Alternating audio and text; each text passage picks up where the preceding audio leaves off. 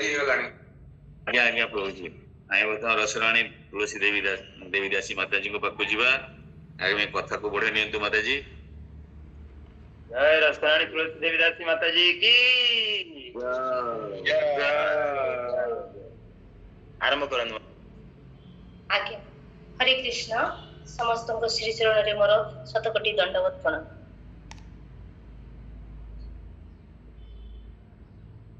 उपस्थित समस्त चरण रे आज पितृ दिवस रे समस्त पितृतुल्य समस्त वैष्णव चरण रे मोर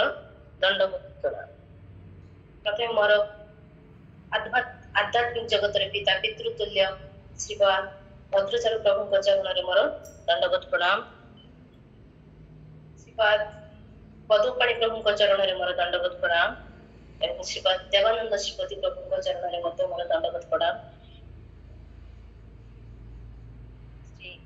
श्रीपाद ब्रह्मचारी श्रीपाद लावण्य गौर प्रभु एवं ब्रजसुंदर प्रभु चरण रे मोर कोटि कोटि दंडवत प्रणाम। मोर शुद्ध श्रीपाद भक्तप्राण प्रभु चरण रे मोर दंडवत प्रणाम एवं उपस्थित थिबा समस्त भक्त एवं वैष्णव चरण रे मोर कोटि कोटि दंडवत प्रणाम। नमो विष्णुपादाय कृष्ण पृष्ठाय भूतले श्रीमते जय पताका स्वामी ते नामिने। नमो आचार्य पादाय निताय कृपा प्रदायिने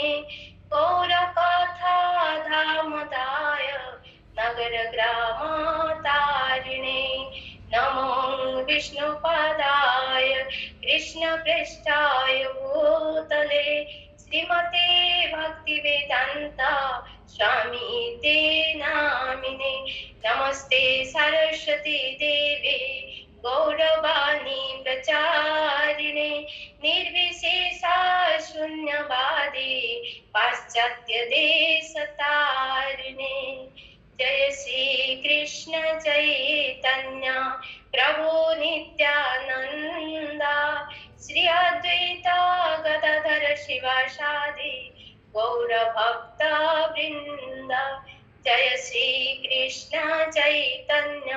प्रभु नित्यानंद श्री अद्वैत गदाधर शिवासादि गौर भक्त वृंद। हरे कृष्ण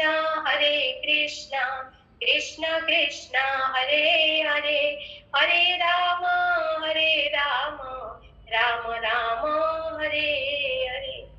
जगत गुरु शिल प्रभुपाद की जय। गुरुदेव महाराज की जय। ओम नमः भगवते वासुदेवाय। ओम नमः भगवते वासुदेवाय। ओम नमः भगवते वासुदेवाय। नारायणं नमस्कृत्यं नरं चैव नरोत्तमं देवी सरस्वती व्यासा ततो जयमुदीरयेत्। मूकं करोति वाचालं पङ्गुं लङ्घयते गिरिं यत्कृपां तमं वन्दे परमानन्दमाधव। नष्टप्रायेषु अभद्रेषु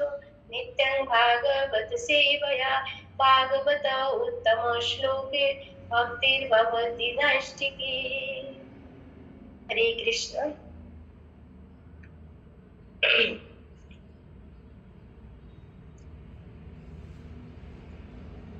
प्रभु हरे कृष्ण। प्रभु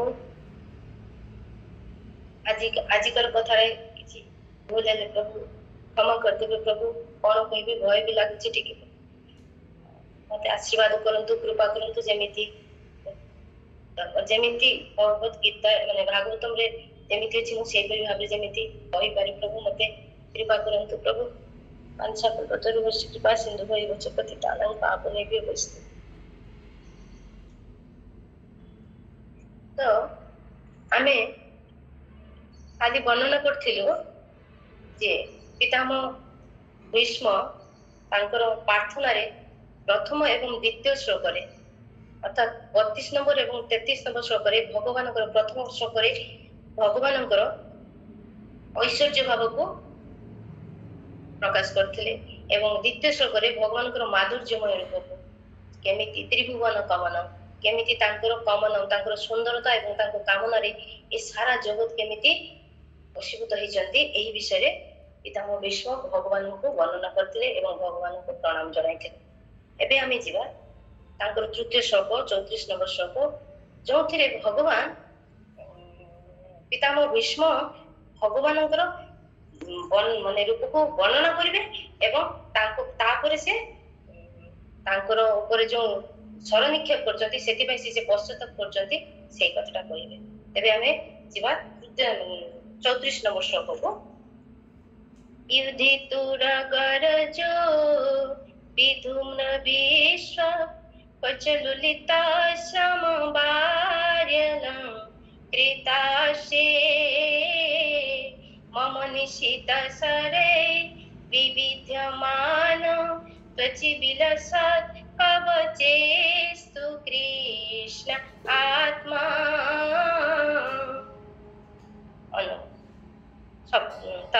शब्दार्थ यदि युद्ध क्षेत्र रे तुरग अश्वमान रज धूली विधूम्र धूसरित विश्व हलुथिबा कच केश लुलित इआडे सिआडे मेलई होई पड़िथिबा श्रमवारी धर्मरे अलंकृत सुशोभित आस्ये मुखरे मम मोर निश्चित तीक्ष्ण सरेई स्वर द्वारा विविध्यमान विदीर्ण होइथिबा त्वचि चर्मरे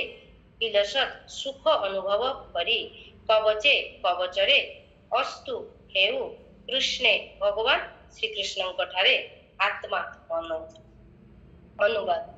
युद्ध क्षेत्र रे जेतेबेले भगवान श्री कृष्ण पार्थ सारथी रूप रे कार्य करुथिले सेतेबेले वायु रे आलुलायित होइतिबा तांकर मस्तिष्कर केश राशि घटक पुरस्थित धूलिपटल द्वारा धूसरित होई जाइथिला। सारथी काम करुथुवा जोगु अत्यधिक श्रम हेतु तांकर मुख कमल धर्म द्वारा आद्र होई जाइथिला एवं मोर तीक्ष्ण बाण रे तांकर श्री विग्रह विद्ध होई रक्ताक्त होई जाइथिला।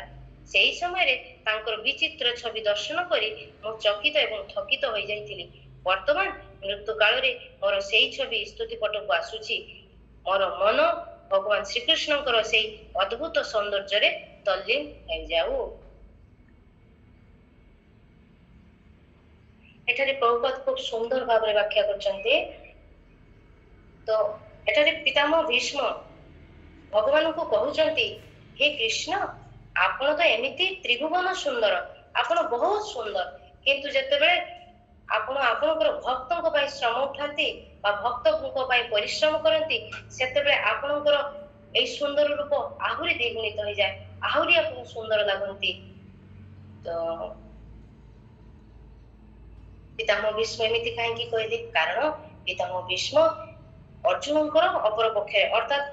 कृष्णଙ୍କ आगरे से माने रही युद्ध करुथिले कारण से दुर्योधन को सपक्षरे कि लडुथिले ना तेणु से भगवान कृष्ण कौन करुचंती से प्रत्यक्ष भावे से दर्शन करि पारथिले। से युद्ध क्षेत्र रे कौन घटिची से पूरा संपूर्ण भावे से सेटा को से माने दर्शन करि पारथिले एवं कृष्ण तांकर नीति अनीति कौन द्वारा केमिति तांकर भक्तों को उद्धार करचंती बा तांकर भक्त को केमिति तांको रक्षा करिचंती सेटा पितामह भीष्म निज आखिरे देखिथिले एवं सेही छबिटा को से भगवान को तांकर स्तुति पूर्वक तांको प्रार्थना करी जणाउचंती तांकर स्तुति माने मानस पटरे सेटा मने पड़िची एवं से कृष्णकर गुण को गान करुचंती। से कहउचंती पितामह भीष्म भगवान कृष्ण को कहउचंती हे कृष्ण आपण जेतेबेले अर्जुनकर सारथी होई जेतेबेले युद्ध क्षेत्र रे उपस्थित थिले सेतेबेले आपण तो आपण जो माने युद्ध क्षेत्र रे जेतेबेले आपण रथ को नेकी आसीचंती युद्ध जेतेबेले आरंभ होईची आपण रथर परिचालन करूचंती एवं जेतेबेले युद्ध आरंभ होईची सेतेबेले युद्ध आरंभ होईची सेतेबेले आपण कोन करिचंती रथ को परिचालन करूचंती एवं अर्जुनकर निर्देश रे आपण करूचंती थरे थरे रथ को डाहाण पाख को बाम दिग को थरे थरे ऊपर को थरे थरे पछ आगो पछ एपट सेपट करी रथ को परिचालन करछंती या द्वारा आपनको श्रम होची एमिति कि अर्जुन आपनको डाकिवा पाई माने आपनको रथ को परिचालन जतबे सर निक्षेप होची दुई पखरु ना तो अर्जुन सेति पय से युद्ध लिप्त रहउछंती तेन तांकर कहिबार कथा कहिबा कि बा तांको वचन माध्यमे तांको आदेश देबा पय तांको पाखरे समय नथिला से कोन करथिले अर्जुन कोन करथिले इशारा माध्यमे अर्थात तांकर पाद द्वारा भगवानकर कमर पाखको पाद द्वारा तांको निर्देश देउथिले जे ये कृष्ण तमे रथ को एपट को नै जाओ सेपट को नै जाओ एमिति करथिले आ एटा को एई जो दृश्य को पितामह भीष्म प्रत्यक्ष भाव से देखिचंती आ भगवान जेतेबेले एमिति भाबरे रथ को परिचालन करचंती अश्वर खुरा द्वारा धूଳି दूषित हो जाउछंती तांकर जो घन केशराशि तांकर जो के सुंदर काली आमी सुनिलु ना अलग बकुला तांकर जो घन केशराशि समूह मुख को आवृत करि पकोची एवं तांकर कोन होची घर्म बाहरुची तांकर आलुलायित केश आलुलायित हो जाउची अर्थात केश मुखमंडल एदिक सेदिक हे कि पूरा मुंडरे माने केश एकदम एदिक सेदिक हो जाउची एवं आपण कोन करचंती रथ को जो परिश्रम करचंती ता द्वारा आपनको देहरु घर्म जो बाहरुची आपनको से जो दृश्य प्रभु आपनको आलुलायित केश आपनको देहरु घर्म बाहरुची से घर्म रो जेमिति हीरा मोती भली चमचम चमचम करके चमकुची एवं आपण जेतेबेले रथ अश्वर खुर द्वारा धूଳି दूषित हो जाचंती सेतेबेले आपनकर वर्ण अत्यंत सुंदर शोभनीय होईची प्रभु आपण बहुत सुंदर लागुचंती तो एबोली करी भगवान को से पितामह भीष्म ताको कहउचंती जे आपण प्रभु जी जने भक्तंको पई जेतेबेले आपण परिश्रम करंती बा जने भक्तंको पई जेतेबेले माने कार्य करंती सेतेबेले आपणकर शरीर केमिति अछि बा आपनको निज ऊपर को आपण खातिर न करी भक्तंको उद्देश्य रे भक्त केमिति रक्षा पाइबो बा भक्त केमिति आपण रक्षा करिवे सेति पई आपण सजग रहंती एवं आपण सेतको निज ऊपर को ध्यान रखंती नै किंतु आपणकर से भक्त को उद्धार करिया पाइबा भक्त को रक्षा करिवा समय आपणकर जो देहर अवस्था जतल हेतिला प्रभु आहा की अपूर्व आपणकर से सुंदर मुखमंडल आपणकर जो सुंदर केशराशि बहुत सुंदर प्रभु अपूर्व एपरि करी से भगवानकर रूपर वर्णना करले तापरे पितामह भीष्म तांकर वैष्णवता गुण को प्रकाश करछन्ती जेहेतु भगवान होचंती शाश्वत भगवान होचंती नवीन भगवान होचंती आनंदपूर्ण भगवान होचंती ज्ञानपूर्ण भगवान होचंती अद्वय भगवान होचंती अक्षय भगवान जहाँ भी करंती ना तांको शरीर ऊपर सेटा प्रभाव पड़े जेहेतु से तो आम भलिया प्रकृतिर अधीन रे नहंती से प्रकृति को स्वीकार करंती से पंच महाभूत रे तयारी नहंती तांकर शरीर सच्चित आनंदमय विग्रह तेणु तांको शरीर रे कोनसी किछि जदी होची सेटा तांको देह माने प्रभाव पके नै तेणु पितामह भीष्म थिले जने शुद्ध भक्त भगवानकर जने शुद्ध भक्त जदी भगवान को प्रेम रे दास्य माने शांत दास्य साक्ष्य वात्सल्य माधुर्य एई जे पांचटी रस अछि ना एई रसर जे कोनसी रस जदी भगवान को अत्यंत अनन्यता पूर्वक जदी से भक्ति करे तेबे से निश्चय भगवान को प्राप्त होइता एवं पितामह भीष्म एई पांचटी रसर दास्य भावर जने चरम भक्त थिले चरम भक्त अनन्य भक्त थिले एवं जेतेबेले से भगवान को से जानिचंती जे भगवान को जेतेबेले माने से जेतेबेले सर माने निक्षेप करिचंती भगवान को देहर कवच भांगी जाइछि भगवान को देहर लौलवान हे जाइछि एवं भगवान बहुत व्यतिग्रस्त होई पड़छन एटा से भगवान देखुचंती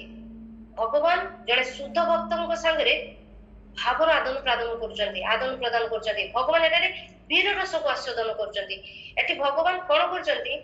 करंती भगवान जेतेबेले तांकर शुद्ध भक्तଙ୍କ सहित ना एमिति क्रीडा करंती बा लीला करंती सेतेबेले साधारण मानव पक्षरे सेटा कोन होइता से भगवान जेमिति अवतीर्ण होचंती साधारण मानव को लागे सेटा जे भगवान जेमिति साधारण मानव रूप रे अवतरण करछंती एवं जेतेबेले से लीला करंती से भगवान आम भଳି प्रतीत होंती आम भଳି से उद्विग्न हो जांती यार कारण होची से तांकू जे न मानती बा जे अनास माने जे भगवान को मारिया पई बा भगवान को विनाश करिया पई सब बेले अग्रसर होगी उठे भगवान से मोहित करती विशेष कर जो मैंने मूर्ख मैंने जो मैंने भगवान को मानती ना जी से भगवान जो मैंने भगवान को बाणी को शुणा नाराज जो मैंने खूब माने कौन कहते मूढ़ मूढ़ माने दुर्वृत्त माने से भगवान को मानती ना से दुर्वृत्त श्रेणी आसुच्च दुर्योधन से दुर्योधन को भगवान देखा यही सब लीला करुँचा पितामह कहते से दृष्टि से देखी छवि को से युद्ध क्षेत्र से देखी तेणु से कृष्ण को कहते हे कृष्ण आपण आपण जेतेबेले एई लीला करती आपण आपणकर बहिर माया द्वारा दुर्योधन आदि लोकों को आपण मोहित कर दियंती एवं आपण जेतेबेले मु आपण को बाण निक्षेप करिछि प्रभु आपण को शरीर रे लागिछि कष्ट होइछि सेटा सेमाने बुझुचंती किंतु आपण को शरीर रे सेटा आपण को माने जेमिति जने साधारण लोक भगवान को पूजा करबा बेले फूल दे अर्पण करे सेमिति जेतेबेले पितामह भीष्म बाण मारिचंती भगवान को जेमिति लागिछि पद्म फूलर पंखुड़ा आसिकी मो देहरे बाजुछि एवं भगवान सेटा को आदर रे ग्रहण करंती जेमिति भीष्म पितामह खूब जोरे बाण मारिचंती सेमिति भगवान कृष्ण खूब आनंदित खूब आह्लादित होचंती यार कारण कोन यार कारण होची भगवान ताको भक्त सहित भावर वीर रसर आदान प्रदान करचंती भगवान खूब आनंदित होचंती भीष्म जो कार्यक्रम करचंती सेतिरे भगवान बहुत प्रसन्न होचंती एटा पितामह भीष्म बुझुचंती किंतु एठी से काहे की कष्ट पाइचंती से काहे की निज को आतताई बा से काहे की निजे कहउचंती मु भगवान को बाण निक्षेप करिछि भगवान जे स्वयं भगवान जे मते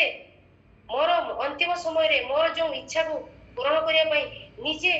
चाली चाली निजे आसिक मते दर्शन देचंती से भगवान मु आपन को ऊपर सर निक्षेप करी प्रभु मु केते बड़ आतताई मु केते बड़ पापी मु केते बड़ माने आपन एते दयार्थ आपन सर्व मंगलमय आपन मो पई जेते केते बड़ बड़ ध्यानी जोगी तपस्वी आपन को पाया पई आपन को के दर्शन करिया पई से माने तांकर जुग जुग बीती जाय से माने से तांकर साधना रे किंतु सेमान को आपन दर्शन दियंती नै किंतु मो भली जने पापी को आपन दर्शन देबा को आइसंती यार कहिबार अर्थ पितामह भीष्म थिले जने वैष्णव से जने द्वादश महाजनकर जने अन्यतम थिले एवं वैष्णवर गुण होची विनम्र वैष्णवर गुण होची विनयी भाव नम्र भाव तेणु से भगवान को पाखरे निज को अति अधम बोली मन करी कहउचंती हे कृष्ण मु आपन को ऊपर केते बाण निक्षेप करिछि आपन सेई बाण द्वारा रक्ताक्त होइचंती आपन को मु केते कष्ट देछि तथापि आपन कोन करचंती मते दर्शन देबा पई मते आपन निजे स्वयं आसी मते दर्शन देइचंती मोर इच्छा को पूर्ण करिचंती एनु हे पार्थ सखे आ आपन अर्जुन आपन को लात द्वारा आपन को मारी के इशारा करूछ प्रभु आपन तो सर्वेश्वर आपण काहे की तार लात बाबा आपण काहे की जने ये लोकर आज्ञा को बहन करिवे कारण आपण अहित को आपण आपनकर अहित की कृपा द्वारा अर्जुनकर वशता स्वीकार करचंती कारण अर्जुन आपनकर जने महान भक्त अर्जुन आपण को अर्जुन तार समस्त समर्पित करिछि तेनु आपण अर्जुनकर समस्त कथा को समस्त आज्ञा को पालन करिया पई आपण स्वीकार करचंती एतिबाई हे पार्थ सखे पितामह भीष्म को कहउचंती अत्यंत माने हृदय रे गदगद हे कि पितामह भीष्म भगवान को कहउचंती जे हे कृष्ण हे जनार्दन हे श्याम सुंदर आपनकर आपण होचंती सच्चिद आनंदमय आपन को शरीर रे जहाँ भी कष्ट आमे प्राकृतिक जगत रे आमे जो कष्ट पाउछु सेटा आपन को सेटा लागेनी बा आपनकर देह आ आपन निजे ता भीतर कोनोसी पार्थक्य नै आपन को चर्म रे जो सराघात करिछि ता द्वारा आपन कष्ट पाउछन्ती सेटा मोहित जो माने जंदी सेटा बुझुनी किंतु आपन को सेटा मने होनी तथापि मो मन रे एते कष्ट काहे की प्रभु मो आपन को काहे की आपन को बाण विद्ध कली आपन को काहे की सर निक्षेप कली एमिति कहि विष्णु पितामह तांकर हृदय भाव को बा तांकर जो विनय भाव को प्रकाश करचंती एवं शेष रे कहउचंती आपन सर्व मंगलमय आपन से सर्व मंगलमय आपन से अर्जुन सखे आपनकर चरण रे मोर सब बेले रति रहू अर्थात आपणको श्रीचरणरे मु मोर प्रणति निवेदन करुछि। ଏହା କହି ପିତାମହ ଭୀଷ୍ମ ତାଙ୍କର ଆମେ ତୃତୀୟ ପ୍ରାର୍ଥନାକୁ ସେ ଏହିପରି ଭାବରେ ସେ ଭଗବାନ କୃଷ୍ଣଙ୍କ ଆଗରେ ପ୍ରାର୍ଥନା କରିଥିଲେ। ତାପରେ ଆମେ ଯିବା ଚତୁର୍ଥ ଶ୍ଲୋକକୁ, ମାନେ 35 ଶ୍ଲୋକ। ମାତାଜୀ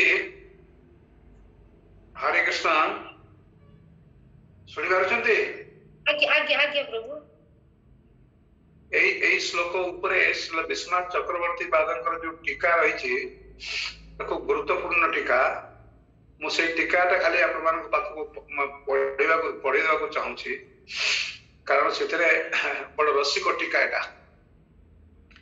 ଏଠି କୁହାହଉଛି ଯେ ଅଳକ କୂଳ ଦ୍ଵାରା ଅର୍ଥାତ୍ ଅଳକାବଳି ଦ୍ଵାରା ଆବୃତ ମୁଖ କମଳ, ଏଠି ଯାହା ବର୍ଣ୍ଣନା କରାହେଇଛି ଏଟା ଏମିତି ମାଧୁର୍ଯ୍ୟ ରସର ପ୍ରକଟ କରୁଛି ଏବଂ এই ମାଧୁର୍ଯ୍ୟ ରସକୁ ମଧ୍ୟ ଯଦିଓ ଏ ବୀର ରସର ଭକ୍ତ କିଏ ମାନେ ଭୀଷ୍ମଦେବ, କିନ୍ତୁ ଏ ମାଧୁର୍ଯ୍ୟ ରସକୁ ମଧ୍ୟ ତ୍ୟାଗ କରିବା ପାଇଁ ଅସମର୍ଥ ହେଇ ପଡୁ। କେମିତି ଭାବରେ କହୁଛନ୍ତି, କେମିତି ଆସ୍ୱାଦନ କରୁଛନ୍ତି ସେଟାକୁ, ଅର୍ଥାତ୍ ଯୁଦ୍ଧ କ୍ଷେତ୍ରରେ ଯୁଦ୍ଧ କାଳରେ ଇତ୍ୟାଦି, ଯେ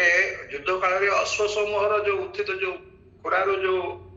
ଧୂଳି ଗୁଡା ପଡୁଥିଲା, ସେଥିରେ ଭଗବାନ ଧୂଳି ଦୂଷରିତ ହେଇଛନ୍ତି, ସାରା ଶରୀର ଧୂଳି ଦୂଷରିତ ହେଇଛି ଏବଂ ତାପରେ ସମଗ୍ର ମୁଖମଣ୍ଡଳରେ ଏବଂ ଶରୀରରେ ସବୁ ଝାଳ ବାହାରୁଛି। ସାଧାରଣତଃ କେହି ଧୂଳି ଦୂଷରିତ ଅବସ୍ଥାରେ ଝାଳ ବାହାରୁଥିବା ଅବସ୍ଥାରେ ଲୋକମାନେ ନାକ ପକେଇ ଯିବାକୁ ଚାହାନ୍ତିନି, ଏଇଟା ଗନ୍ଧିଆ ଲୋକଟା ଏମିତି କୁହନ୍ତି।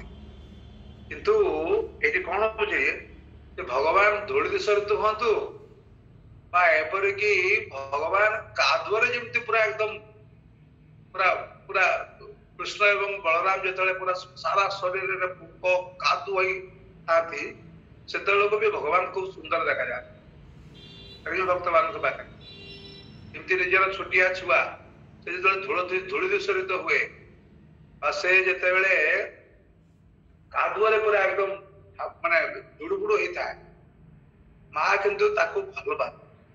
ବୁଝିପାରିଲେ କି? ଠିକ ସେଭଳି ଭାବରେ ଏଇଠି ସୁନ୍ଦର ଦେଖାଯାଉ। ଯାହା ଯେକୌଣସି ରୂପ ଧାରଣ କରନ୍ତୁ ନା କାହିଁକି, ଯେକୌଣସି ବେଶରେ ଥାଆନ୍ତୁ ନା କାହିଁକି, ତାଙ୍କର ଅପୂର୍ବ ଶୋଭାକୁ ବିସ୍ତାର କରୁଛି। ବେଶଭୂଷାଦି ତାଙ୍କର ଶୋଭାବର୍ଦ୍ଧକ ନୁହେଁ, ଅଳଙ୍କାର ଗୁଡିକ ତାହାଙ୍କୁ ଅର୍ପିତ ହୋଇ ଯଥାର୍ଥ ଅଳଙ୍କାର ନାମ ସାର୍ଥକ କରେ, ଅର୍ଥାତ୍ ଭୂଷଣ ଭୂଷିତାଙ୍ଗ ଭଗବାନଙ୍କୁ ଏଇ ସମସ୍ତ ଜିନିଷ ଗୁଡାକ ମାନେ ଆହୁରି ସୁନ୍ଦର, ମାନେ ଭଗବାନଙ୍କୁ ସୁନ୍ଦର କରେ ନାହିଁ, ବରଂ ଏଇ ସବୁ ଜିନିଷ ଗୁଡାକ ଭୂଷଣ ଗୁଡାକ ନିଜେ ସୁନ୍ଦର ହେଇଯାଆନ୍ତି ଭଗବାନଙ୍କର, ମାନେ ଭଗବାନଙ୍କ ସେବାରେ ଲାଗି। ଆଉ ଗୋଟେ କଥା କହୁଛନ୍ତି ଯେ ଇତସ୍ତତ ବିକ୍ଷିପ୍ତ କେଶ ସମୂହ, ଏଟା ହଉଛି ଆବେଗ ସୂଚକ ଏବଂ ଶ୍ଵେତବିନ୍ଦୁ ରୂପ ସମବାରୀ, ଏଟା ହଉଛି ଭକ୍ତ ବାତ୍ସଲ୍ୟର ଦ୍ୟୋତକ। ଭଗବାନ ମାନେ ଘାମେଇ ଯାଉଛନ୍ତି ଏବଂ ତାପରେ ବିକ୍ଷିପ୍ତ କେଶ ସମୂହ, କେଶର ଠିକ ରହୁନାହିଁ, ଖୁବ ପରିଶ୍ରମ କରିବାକୁ ପଡୁଛି ଭଗବାନ। ଏଇଟା ଭଗବାନଙ୍କର ଭକ୍ତ ବାତ୍ସଲ୍ୟ ଗୁଣକୁ ପ୍ରକଟିତ କରୁଛି। ଆଉ ଗୋଟେ କଥା ହଉଛି, କହୁଛନ୍ତି ମୁଁ ମୋର ତୀକ୍ଷ୍ଣ ବାଣ ଦ୍ଵାରା କ୍ଷତ ବିକ୍ଷତ ତାଙ୍କର ଭଗବାନଙ୍କର ଯୋଉ ଚମଡାକୁ କହୁଛନ୍ତି ଯେତେବେଳେ ମାନେ ଶରବିଦ୍ଧ କରୁଛନ୍ତି, ତାଙ୍କ ମନ ଭିତରେ ଭାବନାଟା ଆପଣ ଦେଖନ୍ତୁ କେମିତି ରସିକ ଭକ୍ତ, যে যেমন সিংহার রসে কন্দর্প রসে আবিষ্ট পুরুষের নিকট প্রগল্ভ কান্তার দন্তাখাতাদি সুখজনকই হয়, তদ্রূপ যুদ্ধ রসে আবিষ্ট মহাবীর কৃষ্ণের নিকট আমার বলসূচক সদাঘাত সুখকর হয়। কହୁଛନ୍ତି যে প্রেমর আদি সজ্জারে যেମିତି কান্তা বা পত্নী বা প্রেমিকা ତାର ପ୍ରେମିକକୁ ବା ତା ସ୍ୱାମୀକୁ ଯେମିତି ଦନ୍ତାଘାତ କରିଥାଏ ସିଂହାର ରସ ଦ୍ଵାରା ଆବିଷ୍ଟ ହେଇକରି, तो ये कहते ये भगवान पूरा एकदम मुहरे फुहरे सब जगह सब सर मारी छाती सर मारी बुझिपारे कि आमर गोटे मंदिर अच्छी पार्थसारथी मंदिर चेन्नई रे बहुत पुराना स्वयंभू विग्रह से भगवान काल सब पूरा एकदम से क्षत विक्षत चिन्ह गुड़ाक सब रही भगवान विशाल बड़ गोटे तुला देकी प्रत्येक दिन माने धड़ा तुला देकी निश करा हुए एवं से जो लगी क्षत विक्षत अवस्था से भीष्म द्वारा जो मुखमंडल क्षत विक्षत होता तो ये भीष्मदेव कौन चिंता करमिति प्रेमिका तार प्रेमिक को तार कांता कांत को जमी प्रेम रसर आतिशଯ୍ୟରେ से आघात करके से आनंद लाभ करे एवं प्रेमिक आनंद लाभ करती उभय आनंद लाभ करती ये सरवर्षण कर भगवान के ऊपर किंतु भीष्म कि प्रकार माने रस आपण देखु कहते जमी मोर सर गुड़िक जमी मोर दंताघात सदृश तांकर मुखमंडल को पूरा एकदम माने छिन्न विच्छिन्न करुछि बुझिपारे तो यहाँ भगवान को सुख प्रदान कर युद्ध रसर उन्मत्त है आमर मोर प्रेम शून्यत्व एरूप मंतव्य एमती कहीं मन करवा उचित नुहे जेहेतु मो युद्ध रसर उपस्थित रही तेणु मु भगवान के प्रति मोर माने हिंसा रही भगवान के प्रति मोर ईर्षा रही भगवान के प्रति मोर शत्रुता अच्छे ना मु वीररसर भक्त मो युद्ध रे निवृत्त थे भगवान के प्रति मोर प्रेम रही एवं मोर प्रति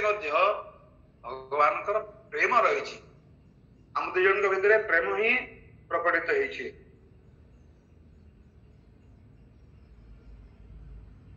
जेमिति स्व प्राण कोटि प्रियतमे सुरत युद्ध कालीन उद्धत्यकृत निर्भर नपदंतादिर आघात प्रदान रे वनिता प्रेम शून्य या कथित है ना जेमिति प्रेमिका प्रेमिक को दंताघात करे ताको नख द्वारा माने माने शरीर को क्षतिग्रस्त करता है सेतरे जेमिति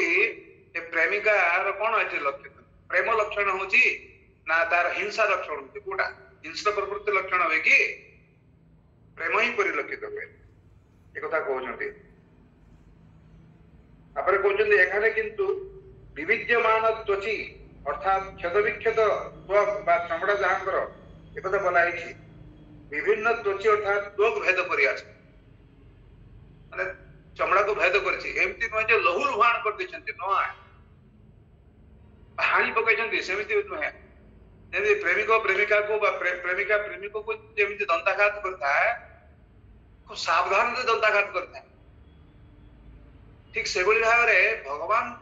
भीष्म भीष्म जो भगवान को शराघात करमती नुहे एकदम बाणटा छाती जाकि पूरा एकदम पछपटे बाहरी पड़ी कायदार से पूरा कर मात्र अल्प अल्प अल्प अल्प अल्प टिके लगिक रही कहते भेद कर विलसत कवचम अर्थात विराजमान कवच जार एठारे एक कथा बुझा जाए कि ईसत मात्र भेद होइछि अल्प टिके भेद होइछि ईसत मात्र विलसत कवचम अर्थात विराजमान कवच जहा जहांकर सेठारे एक कथा बोलिबा कहबार उद्देश्य होछि जे ईसत अल्प टिके भेद होइछि गात्र रक्षार जन्य वर्म कवच धारण करा হয় তার গাত্রে থাকায় ত্বক বিভিন্ন হইতে পারে না কিন্তু কবচ সামান্য ভিন্ন হইছে আত্মা অর্থাৎ এখানে মানে যে কবচটা ভিন্ন হইছে কবচটা মানে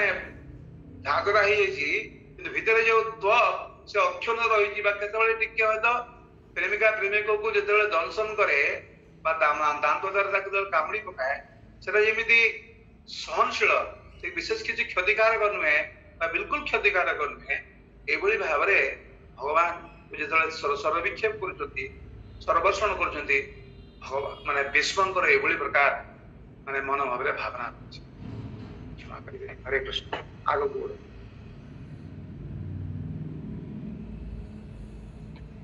हरे कृष्ण प्रभु धन्यवाद प्रभु हरि बोल हरि बोल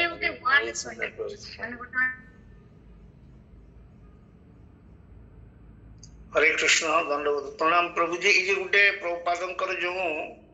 एथिरे गोटे ये दिया जाइछि प्रभुपाद कहउछन्ती जे ब्रजधामर गोपांगन मानक अनुकरण करूछि भगवान सहित सस्ता संबंध आउ किछि नुहे सस्ता संबंध एटा भगवान सहित सस्ता संबंध टा टिके क्लियर कर दियंतु प्रभु जी टिके खाली सुनिबा एड़ा दियंतु प्रभु जी ऑडियो ऑडियो दियंतु टिके पर दंडवत प्रणाम हां से वाक्यटा आउ थरे पढंतु मु बुझी बात नै कारण मो पाखरे प्रभादकर बही ना तो माने भगवान हरे कृष्ण दंडवत प्रणाम जे खूब शीघ्र भगवान माधुर्य भाव में उन्मत्त होइकी पूजा मारे के माने अल्प बुद्धि संपन्न एटा प्रभुपाद कहउछन्ती जे अल्प बुद्धि संपन्न सांसारिक व्यक्ति कृत्रिम भाव में भगवत संबंध प्रदर्शन करे एवं से खूब शीघ्र भगवान को माधुर्य भाव में उन्मत्त होई कूदा मारे से एटी कहउछि जे ब्रजधाम रे जो गोपाल माने गोपांगन मान को अनुकरण करे एवं भगवान को सहित ए प्रकार सस्ता संबंध आ किछि नुहे प्रपाद एटा के क्लियर करूछन्ती खूब खूब क्लियर एगा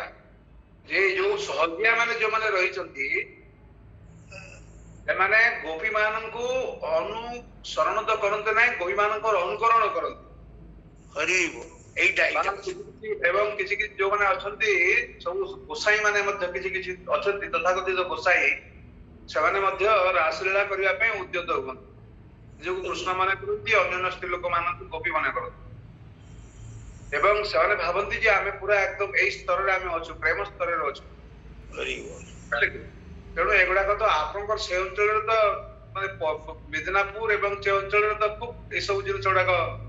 आमे सुनिया को पाऊ तो ए भगवानकर ए जो जो भगवानकर जो प्रेमर जो अनुकरण करूछंती एते सस्ता नुहे हरि एते सस्ता नुहे श्रील भक्ति सिद्धांत सरस्वती ठाकुर एभली लोकन को कहउछंती ओ भाई सहजिया बोली तांकर गुटे प्रबंध रही तमे तो निजकू सखी भेकी भाव में सजौच मु थे जाइली समाजबाड़ी मुझे जो जाइली सेठी देखली प्राय 50-55-60 वर्षर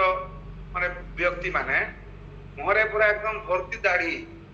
डांसा दाढ़ी रही किंतु से माने कौन करछंती सखी बेश साजी ये ओष्ठरे लिपस्टिक देइछंती सिंदूर पिंदिछंती तापरे नाना प्रकार सब चूड़ी शंखा सब पिंदिछंती तापरे गोटे साड़ी भी पिंदिछंती एवं से साड़ीटा को से माने ओढ़ना देछि बुझिला जे पूजा करूछि एमिति भाबरे ओढ़ना देछि ये बाबा एमिति काहे की एवं भगवान को सामने रे लज्जा प्रकाश कर एवं एमती अच्छे तो मुह देखी देले भगवान ये संगे संग लज्जा पाए कि मुहटा को ढांकी दउछि बुझि पाले कि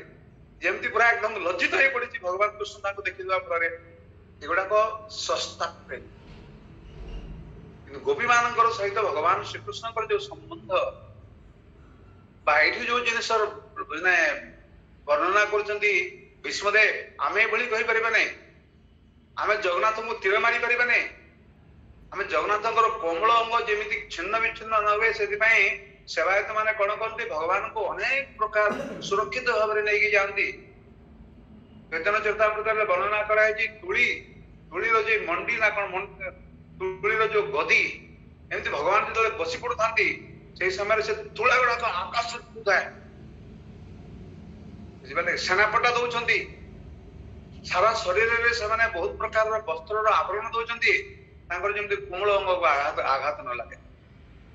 बुझिपारे कि आमे भीष्मंकर ए कथा को अनुकरण करि परिबा नै भीष्मंकर जो भगवत प्रेम आमे भी सेभली भाबरे भगवान को भल पाउछु बोली भगवान को जगन्नाथ को तीर मारी हुनी आमे बुझिपारे कि तेटा संस्था हे जिवो एटा तेणु भीष्मंकर जो भाव रही जो अनवद्य भाव एटा को आमर केवल मात्र आस्वादन करबा उचित अनुकरण करबा उचित नुहे यार आस्वादन करबा उचित। हरे कृष्ण।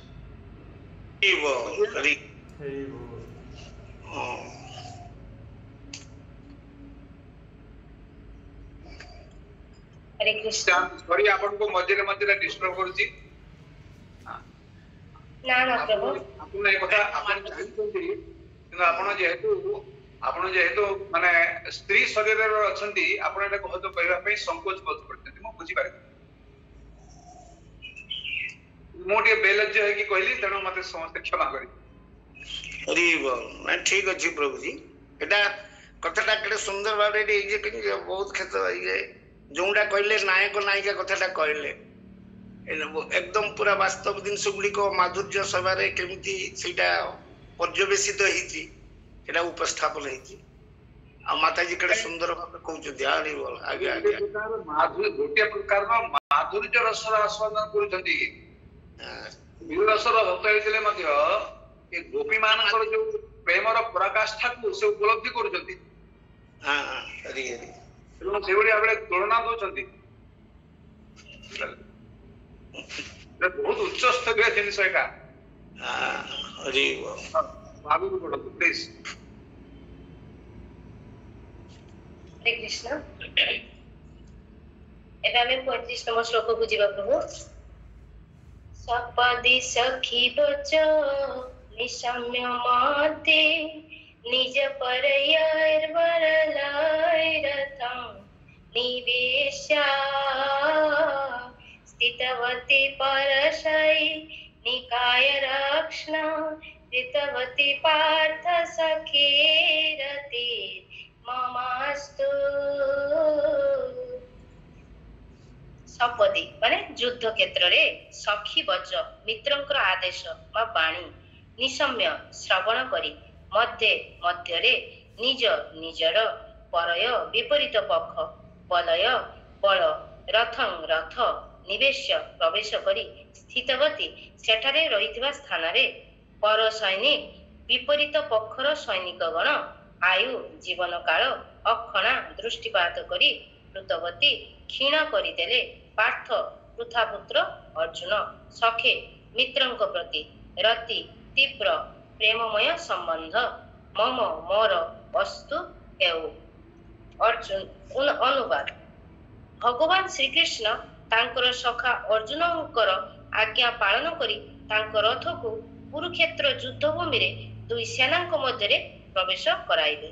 से सेठारे रही कौरव सैन्य मानक उपरे केवल दृष्टिपात करी सेमानकर आयु को हरण करिनेले। सेही भगवान श्रीकृष्णଙ୍କ ठारे मोर मन स्थिर हेउ। खूब सुंदर करी प्रभुपाद व्याख्या दैछन्ती। या परे तीनटा श्लोक अछि भगवान वीर रस केमिति युद्ध क्षेत्र रे वीर रस को आस्वादन करिसेंती पितामह भीष्म सेटा को सुंदर भाबरे वर्णना करछन्ती प्रभुपाद। तो एटी कहिसन्ती जे युद्ध पितामह भीष्म भगवान को कहउछन्ती युद्ध अवश्य भावी हे गला एवं भगवान श्रीकृष्ण को पाखको महाराज युधिष्ठिरंकर अनुप्रेरणा रे अर्जुन द्वारिका गले भगवान सहित साक्षात करिया पई एवं दुर्योधन मध्ये जाइछन्ती दी जण जाइछन्ती अर्जुन एवं दुर्योधन एवं सेते बेले भगवान कोन करछन्ती से ताकर शयन लीला रे थिले शयन कक्ष रे थिले दुर्योधन कोन करछन्ती जाय कि भगवान को जो सज्जा थिला से जाय कि भगवान को मस्तक पाखरे गोटे सिंहासन चेयर थिला माने सज्जा को सहित समभाव रे सेटा पडिथिला एवं सेठी दुर्योधन जाई सेठी बसले एवं तापरे अर्जुन पहुंची जाती एवं अर्जुन जाई भगवानଙ୍କର पाद पाखरे जाई छिड़ा हेले। भगवान तो शयन लीला करछन्ती ना किछि कोन करे भगवान जते बेले शयन त्याग करी जते बेले आखि खोली चंती प्रथमे से अर्जुन को ऊपर तांकर लक्ष्य पड़िछि एवं अर्जुन तांको कहिसन्ती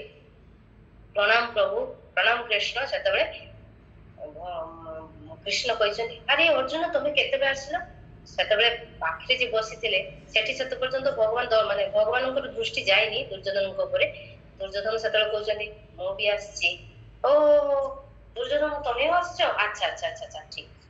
तापर भगवान उठिके दी जन को से सज्जार दी पाखरे तांको बसेले एवं जेहेतु पारिवारिक संबंध ना सेते तांको भितरे टिके कथबार्ता होला परिवार नै पिला माने केमिति अछंती पिउसी केमिति अछंती एमिति दुर्योधन को भी परिवार विषय समस्त विषय रे भगवान जी के पारिवारिक कथा टिके आलोचना करले तापरे कहले अच्छा अर्जुन एठी कोन पई ना प्रभु जेतेबेले कहया पे आरंभ करचंती सेतेबेले दुर्योधन कहचंती मु किंतु प्रभु कृष्ण आगे प्रथमे आसी तेणु मो कथा टिके सुनंतु बोले देखो तमे होचो ज्येष्ठ भ्राता तेणु प्रथमे कौन कह जाए कनिष्ठ मान को सुजोग दि जाए जे से किछि कहबे तापरे बड़ माने कहबे तेणु तुमको तुम कथा भी सुनिबी किंतु प्रथमे मु टिके अर्जुन को कथा सुने आ अर्जुन को मु प्रथमे देखि छी ना मु जते आखि खुली छी ताकू प्रथम दर्शन करिछि तेणु मु अर्जुन को कथा सुनि कि तापरे मु तुम कथा सुनिबी तापरे दुर्योधन चुप हो गले एवं अर्जुन को पचारछंदी अर्जुन कोन कौन तुमर कौन ये तो सेतबे अर्जुन कहते हे कृष्ण युद्ध तो अवश्य भावी हो जाइए तबे आपण हमको युद्ध रे सहाय्य करंतु तो सेतबे पुनी दुर्योधन को पचारिले तापरे भगवान जे तमर कोन तमर की बाई तमे की प्रयोजन रे ठाकु आछो सेतबे दुर्योधन भी कहते कृष्ण मो भी युद्ध रो सहाय्य रे आपन को पई आपन को पाखो को आछि तेरे तुम दी जन आसीच युद्ध रे किछि साहाय्य माने युद्ध रे मो तुमको साहाय्य करबे अच्छा ठीक अछि मोर तो अखणी सेना अछि बस से अखणी सेना को तुम माने नियो आ सेते बेले प्रथमे से अर्जुन को कहचंती जे अर्जुन मोर अखणी सेना अछि आ माने एठी भगवान श्री कृष्ण ता पूर्व जन उभय व्यक्ति जेतले कहले हमर सहायतार प्रयोजन अछि तबे एठी भगवान श्री कृष्ण शर्त रखिले आज्ञा आज्ञा आज्ञा अर्थ होची कोन ना जे मु युद्ध करिबेनी निज निज परिवार भितरे मु कहार पक्ष नै परिबेनी आ मोर जो अक्षौणी सेना जे सेदा मु दे परिबी आ अन्य गुटे मु तो युद्ध बुद्ध करिबेनी सारथी हिबानी आ सेबळे बा किति करि आज्ञा परे ये कहले जे ताले कहा को आगे के ताले कोन चाहिबो तो दुर्योधन भाबुतला जे नहीं मु आगे भरटा नेबी नहीं मु कृष्ण सहायता नेबी से कहले ना जेहेतु मु अर्जुन को आगे देखिछि ताछड़ा तुम से बयस रे सान ताको आगे अग्राधिकार दबा उचित अर्जुन को पचारले अर्जुन कहले ठीक अछि प्रभु मोर अक्षणी लागिबने आपण मो साथे तापर दुर्योधन को जितले पचारले दुर्योधन मन बहुत खुशी अर्जुन ता बोका हां ये तो मनरे चाहुतिला जे अक्षय 18 तांकर जो अक्षौणी सेना नब आ खाली कृष्ण को नेके कोन भय तो युद्ध करिवे तेणु चाहून थिला कृष्ण को नेबा पय तापर तब कोन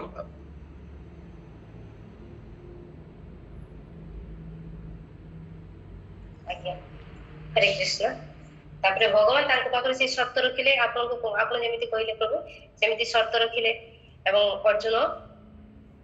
शर्त रखिले जे गोटे पक्षरे होछि मोर अक्षणी सेना आ गोटे पक्षरे होछि मो रहबी किंतु मो कोन जेहेतु तमे माने मोर संबंधी भतरे आसुछो मो कोनसी अस्त्र करबी नै किंतु जेतबे से अर्जुन को सेई बाछिया पई कहले जे तमे कोनटा को तमे नबो त अर्जुन तत्क्षणात सुनि कि से कहिथिले प्रभु मो आपन को नेबे आपन को गुरु आपन मोर सारथी हेबे बा आपन को मोर बागदड़ को संभाळिबे एमिति कहिथिले सेतबे दुर्योधन खूब खुशी जायतिले एवं दुर्योधन कहले प्रभु तबे मो आसुची माने से जानि गेले जे अखणी सेना होची मोर सेतबे दुर्योधन खूब प्रसन्नता पूर्वक सेठो प्रत्य माने सेठो गले तापरे अर्जुन को भगवान सेठी पाखरे बसी कि कहउचंती अर्जुन तमे एमिति काहे की करलो ना सेतबे अर्जुन कहउचंती हे कृष्ण हे भगवान आपण होचंती आपण जदि चाहिबे ना तेबे मु एई महाभारत युद्ध मु विजय प्राप्त करि परिबी कारण आपण जदि मोर बागदड़ को संभाळिबे मोर अश्वर बागदड़ को संभाळिबे तेबे मु गौरव कोन स्वयं भगवान यदि महादेव माने भगवान महादेव यदि आसंती ना मु तांको पराजय कर परिबे तेनु हे कृष्ण आपण मोर जेमिति रथर बागदड़ को संभाळिबे सेमिति मोर जीवन रो बागदड़ अर्थात मोर जीवन को भी आपण हाथ रे रखंतु एटा कहया परे भगवान बहुत प्रसन्न होइतिले एवं अर्जुन को देह रे माने अर्जुन को थापे माने मुंड रे हाथ बुले देतिले एवं बहुत प्रसन्न होइतिले तापरे या परे तापरे युद्ध समय युद्ध प्रारंभ होला भगवान कृष्ण कोन कले तांकर ये रथ को नै कि माने युद्ध क्षेत्र रे रथ को नै कि सेठी पहुंची जंती वर्तमान अर्जुन कोन है जंती अर्जुन एकदम धनुर्धारी माने एक वीर रूप रे आछंती से ये पिंदी जंती भक्त पिंदी जंती धनु गांडी बनै के आछंती तांकर मुकुट पिंचंती जने वीर जने योद्धा जेमिति युद्ध करिया पय आसे सेमिति अर्जुन मध्ये सेमिति सज्जित ही आछंती पांडव माने कौरव माने मध्ये सेमिति ही आछंती तो एटारे कोन कहिसंती अर्जुन कहिसंती जे हे कृष्ण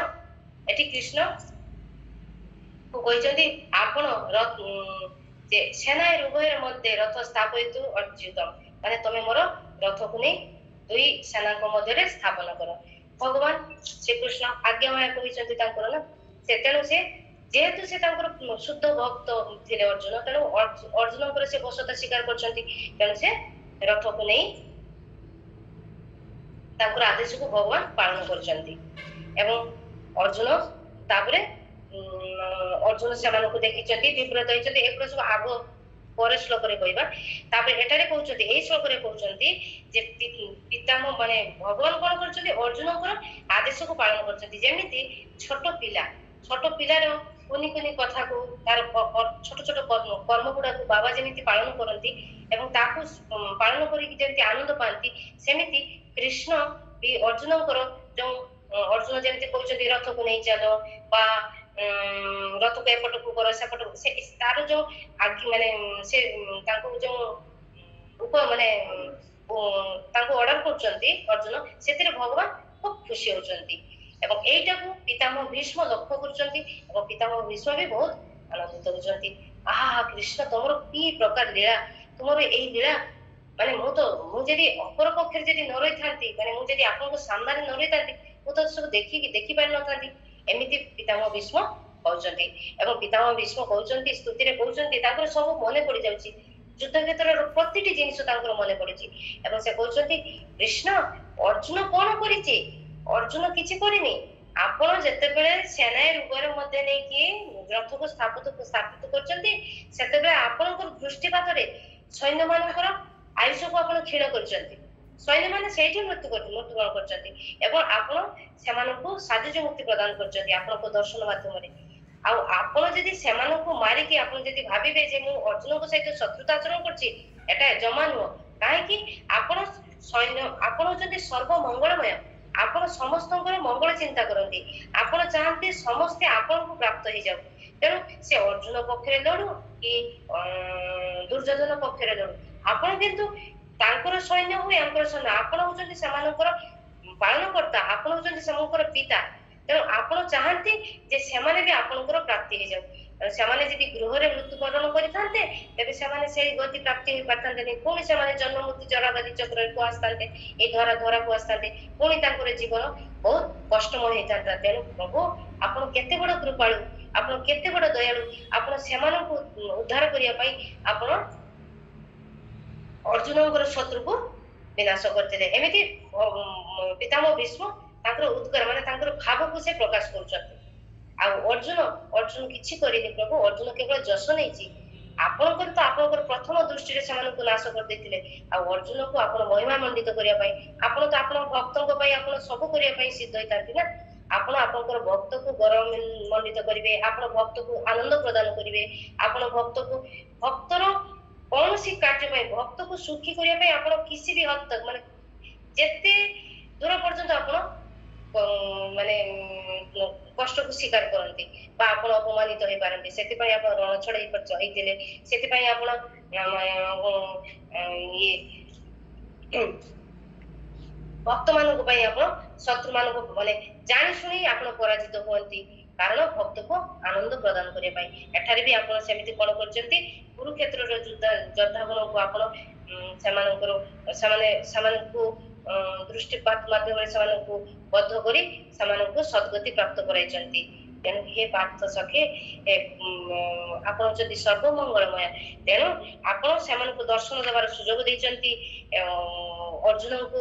ଯଶ ଦେଇଛନ୍ତି। ତେଣୁ ହେ ପାର୍ଥ ସଖେ, ଏବଂ ଏମିତି କହି ଭଗବାନ ତାଙ୍କୁ ପିତାମହ ଭୀଷ୍ମ ତାଙ୍କୁ ପ୍ରଣାମ କରୁଛନ୍ତି। ତେଣୁ ତାଙ୍କୁ କହିଛନ୍ତି ଯେ କୃତଗତି ପାର୍ଥ ସଖେ ରତି ମମାସ୍ତୁ। ସେପାଇଁ ହେ କୃଷ୍ଣ, ହେ ସର୍ବମଙ୍ଗଳମୟ, ଆପଣଙ୍କ ଚରଣରେ ମୋର ରତିର, ଆପଣଙ୍କ ଚରଣରେ ମୋର ମତିର। ଏଇ କଥା ସେ ପିତାମହ ଭୀଷ୍ମ ଏହିପରି ଭାବରେ ଏଇ ଶ୍ଲୋକରେ ତାଙ୍କର ଚରଣରେ, ଭଗବାନ ଶ୍ରୀକୃଷ୍ଣଙ୍କ ଚରଣରେ ରତି ରହୁ ବୋଲି କହି ପ୍ରାର୍ଥନା କରିଥିଲେ। ତାପରେ ଆମେ 36 ନମ୍ବର ଶ୍ଲୋକକୁ ଯିବା ପ୍ରଭୁ। ବ୍ୟବହିତ ପ୍ରୀତନା ମୁଖଂ ନିରୀକ୍ଷ ସଜନପଧା ବିମୁଖସ୍ୟ ଦୋଷ ବୁଦ୍ଧ୍ୟା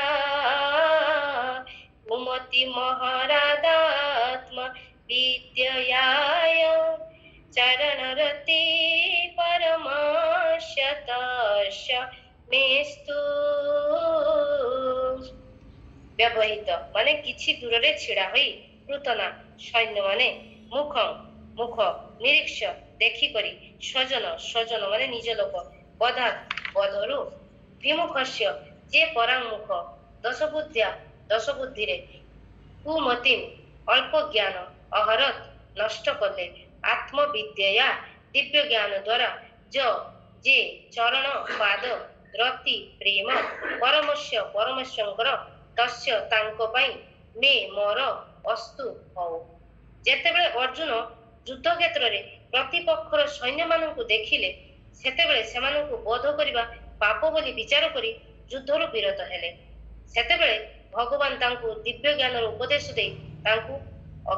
ତାଙ୍କର ଅଜ୍ଞାନ ନାଶ କରିଥିଲେ। ସେଇ ଭଗବାନ ଶ୍ରୀକୃଷ୍ଣଙ୍କର ଚରଣ କମଳରେ ମୋର ପ୍ରଗାଢ଼ ପ୍ରୀତିରହ। ଏଠାରେ ପ୍ରଭୁପାଦ ଗୀତାର ମାହାତ୍ମ୍ୟକୁ ବର୍ଣ୍ଣନା କରିଛନ୍ତି। ଶ୍ରୀମଦ୍ ଭଗବତ ରୂପକ ବାଣୀ ଦ୍ୱାରା ଭଗବାନ ଶ୍ରୀକୃଷ୍ଣ ଅର୍ଜୁନଙ୍କ ମାଧ୍ୟମରେ ଏଇ ଜଡ଼ ଜଗତକୁ ଯେଉଁ ମହାନ ଅମୃତ ପ୍ରଦାନ କରୁଛନ୍ତି, ସେଇ ବିଷୟରେ କହୁଛନ୍ତି। ଏବଂ ଯେତେବେଳେ ବିଶେଷ କରି କଣ ହୁଏ, ପୂର୍ବ କାଳରେ ରାଜା ଏବଂ ରାଜାଙ୍କର ଯେତେବେଳେ ଯୁଦ୍ଧ ହଉଥିଲା, କୌଣସି କାରଣରୁ ଯେତେବେଳେ ଯୁଦ୍ଧ ହଉଥିଲା, ସେତେବେଳେ କଣ ହଉଥିଲା, ରାଜା ଏବଂ ରାଜାଙ୍କର ସେନାପତିଗଣ ଯୁଦ୍ଧକ୍ଷେତ୍ରକୁ ସୈନ୍ୟମାନଙ୍କ ସହିତ ଯାଉଥିଲେ। ସେତେବେଳେ କିନ୍ତୁ ଖାଲି ସୈନ୍ୟମାନେ ଯୁଦ୍ଧ କରୁନଥିଲେ, ରାଜା ସ୍ୱୟଂ ସେଠି ଉପସ୍ଥିତ ହଉଥିଲେ, ତାଙ୍କର ମନ୍ତ୍ରିମଣ୍ଡଳ ବି ଉପସ୍ଥିତ ହଉଥିଲେ। ତାଙ୍କ ମନ୍ତ୍ରିମଣ୍ଡଳରୁ କେଉଁମାନେ ବଡ ଯୋଦ୍ଧା ଥିଲେ, କେଉଁମାନେ ବଡ ଚତୁର ଥିଲେ, କେଉଁମାନେ ହଠାତ୍ ବୁଦ୍ଧି ନିର୍ଣ୍ଣୟ ନେଇପାରୁଥିଲେ। ଯୁଦ୍ଧକ୍ଷେତ୍ରରେ ତ ଏଇ ସବୁ ସମୟ ଗୁଡା ଆସେ ନା, ପରିସ୍ଥିତି ଗୁଡା। ସେଥିରେ କଣ ହୁଏ, ରାଜା ସ୍ୱୟଂ ତାଙ୍କର ଦକ୍ଷ ସେନାପତି ମାନଙ୍କୁ ନେଇଥାନ୍ତି ଏବଂ ସେମାନେ ଯୁଦ୍ଧକୁ ପରିଚାଳନା କରିଥାନ୍ତି ଏବଂ ରାଜା ସ୍ୱୟଂ ଉପସ୍ଥିତ ଥାନ୍ତି ଏବଂ ସୈନ୍ୟମାନଙ୍କ ସହିତ ଯୁଦ୍ଧ କରିଥାନ୍ତି। ଆଉ ସୈନ୍ୟମାନେ ଥାନ୍ତି, ସେମାନଙ୍କର ପ୍ରଜାଗଣ ଥାନ୍ତି। ତେଣୁ ରାଜ୍ୟରେ କଣ ହୋଇଥାଏ, ପ୍ରଜାର କିଛି ଅଂଶ ଖାଲି ସେମାନଙ୍କୁ ତାଲିମ ଦିଆଯାଇଥାଏ, ଯେତେବେଳେ ସେମାନେ କେବଳ ଯୁଦ୍ଧ କରିବେ ଏବଂ ସେଥିପାଇଁ ସେମାନେ କର ବି ଦଉଥିଲେ ଏବଂ ସେଇ କରର 1/4 କର ଦ୍ୱାରା ସେମାନେ ପ୍ରତିପାଳିତ ହଉଥିଲେ। ଯୁଦ୍ଧର ଯେମିତି ଅସ୍ତ୍ରଶସ୍ତ୍ର, ସେମାନଙ୍କୁ ସୁଷମ ଖାଦ୍ୟ ଦିଆଯାଉଥିଲା, ସେମାନେ କେମିତି ଭଲ ଭାବରେ ବଳବାନ ହେବେ, ସେଥିପାଇଁ ଯତ୍ନ ନେଉଥିଲେ ରାଜା। ତ ଅର୍ଜୁନ ଆଉ ପ୍ରଜା ମାନେ ସେଇ ଯୋଉ ସୈନ୍ୟ ମାନେ ତିଆରି ହଉଥିଲେ, ସେମାନେ କିନ୍ତୁ ଭାବିବେନି ଯେ ମୁଁ ରାଜାଙ୍କ ପକ୍ଷରେ, ଯେତେବେଳେ ସେଇ ରାଜ୍ୟରେ ଅଛନ୍ତି ବା ସେଇ ରାଜ୍ୟ ଭିତରେ ଯେତେବେଳେ ଯୁଦ୍ଧ ଚାଲୁଛି, ସେତେବେଳେ ସେମାନେ ଭାବିବେନି ଯେ ମୁଁ ଅର୍ଜୁନଙ୍କ ପକ୍ଷରେ ଲଢୁଛି କି ଦୁର୍ଯ୍ୟୋଧନଙ୍କ ପକ୍ଷରେ ଲଢୁଛି। ଏଟା କୁରୁକ୍ଷେତ୍ର ଯୁଦ୍ଧରେ ଘଟିଛି। ଏଟା ଯେ ତାଙ୍କର ପ୍ରଜାମାନେ, ହସ୍ତିନାପୁରର ପ୍ରଜାମାନେ ସେତେବେଳେ ଭାବିବେନି ମୁଁ ଅର୍ଜୁନଙ୍କ ପକ୍ଷରେ ଲଢିବି, ମୁଁ ଦୁର୍ଯ୍ୟୋଧନକୁ ସେ ସାପୋର୍ଟ କରୁଛନ୍ତି, କାହିଁକି ମୁଁ ଅର୍ଜୁନଙ୍କ ପକ୍ଷରେ ଲଢିବି ବା କାହିଁକି ଦୁର୍ଯ୍ୟୋଧନଙ୍କ ସପକ୍ଷରେ ଲଢିବି। ସେମାନଙ୍କୁ ଯୁଦ୍ଧ କରିବାକୁ ଯେତେବେଳେ ସେମାନେ, ପ୍ରଜାମାନେ ହଉଛନ୍ତି ରାଜାଙ୍କର କଥାକୁ ମାନିବେ, ତେଣୁ ସେମାନେ ଯୁଦ୍ଧ କରିବେ। ସେ ଯୋଉ ପକ୍ଷରେ ରହୁଛନ୍ତି ନା କାହିଁକି, ସେମାନେ ତାଙ୍କର କାର୍ଯ୍ୟ ଯୁଦ୍ଧ କରିବା ମାନେ ସେମାନେ ଯୁଦ୍ଧ କରିବେ। ଏଇଟା ସେତେବେଳେ ଥିଲା, ଏଇ ନୀତି ଗୁଡା ଥିଲା। କିନ୍ତୁ ଆଜିକାଲି ସେଟା ଖାଲି ସୈନ୍ୟମାନେ ଯୁଦ୍ଧ କରନ୍ତି, ବର୍ଡରରେ ଯୋଉମାନେ ରହୁଛନ୍ତି ସେଇମାନେ ଯୁଦ୍ଧ କରିବେ। ଆଉ ସେଟା କାଳ ଏବଂ ସ୍ଥିତି ଅନୁଯାୟୀ ଏମିତି ହେଇଛି, କିନ୍ତୁ ପୂର୍ବେ ଏଇ ସବୁ ଏଇଭଳି ଭାବରେ ରାଜ୍ୟର ସୁରକ୍ଷା ହଉଥିଲା ଏବଂ ସେଥିପାଇଁ ରାଜା ମଧ୍ୟ ପ୍ରଜାମାନଙ୍କୁ ଭଲ ଭାବରେ ପାଳନ କରୁଥିଲେ ଏବଂ ପ୍ରଜାମାନେ ସେଥିପାଇଁ ବି ରାଜ୍ୟ ପାଇଁ ସେମାନଙ୍କର ବଳିଦାନ ଦେବା ପାଇଁ ବି ପଛଉନଥିଲେ, କାହିଁକି ରାଜା ସେମାନଙ୍କୁ ପୁତ୍ର ତୁଲ୍ୟ ସେମାନଙ୍କୁ ପାଳନ କରୁଥିଲେ। ଆଉ ଯେତେବେଳେ ଅର୍ଜୁନ ଯେତେବେଳେ କହିଛନ୍ତି କୃଷ୍ଣଙ୍କୁ ହେ ମାନେ କହିଛନ୍ତି ଯେ ତମେ ମୋର ରଥକୁ ନେଇକି ଦୁଇ ସେନା ମଧ୍ୟରେ ରଥ ସ୍ଥାପିତ ତୁମେ ଅଚ୍ୟୁତ ଯେତେବେଳେ କହିଛନ୍ତି, ସେତେବେଳେ ଭଗବାନ ଆଜ୍ଞାବହକ ରୂପେ ତାଙ୍କର ଯୋଉ ରଥକୁ ନେଇକି ସେନା ମଧ୍ୟରେ ରଖିଛନ୍ତି ଏବଂ ସେନା ମଧ୍ୟରେ ଯେତେବେଳେ ସେ ଦେଖିଛନ୍ତି